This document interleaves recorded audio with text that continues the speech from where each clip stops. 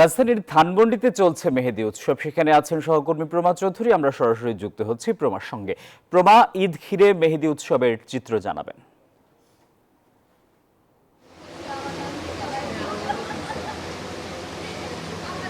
আসিফ টিপু, এই মুহূর্তে আমি আছি ধানমন্ডির পার্টি সেন্টারে এবং প্রতি বছরের মতো কিন্তু এবছর এখানে ঈদের আগে চাঁদ রাতে বসেছে মেহেদি উৎসব। আমি যদি এই পাশে একটু দেখাই যে একসাথে একই ছাদের নিচে একযোগে নানা বয়সী নারীরা এবং ছোট বাবুরাও এসেছে এখানে মেহেদি লাগাতে হাতে। এবং ঈদকে ঘিরে যেহেতু নানা অনুষঙ্গ থাকে, কেনাকাটার পাশাপাশি কিন্তু মেহেদিটাও এখন মেহেদি লাগানোটাও একটা উৎসবে পরিণত হয়েছে।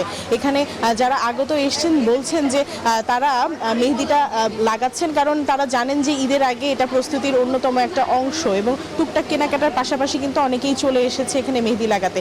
এটা দিনের একটা রুটিনের মতো হয়ে গেছে। তারা বলছে যে ঈদের আগে চাঁদ রাতে মেহেদি লাগাতেই হবে, এটা তাদের আসলে একটা প্রয়োজনীয়তাই তারা মনে করছেন। তার পাশাপাশি আয়োজকরা জানাচ্ছেন যে আগ্রহ দেখে আগতদের তারা কিন্তু এই ধরনের আয়োজন আরো বেশি করে করছেন এবং প্রতি চাঁদ রাতেই তারা বিশাল যোগে ধানমন্ডির বিভিন্ন অংশে এবং ঢাকা শহরের বিভিন্ন অংশে এই আয়োজন তারা রেখেছেন।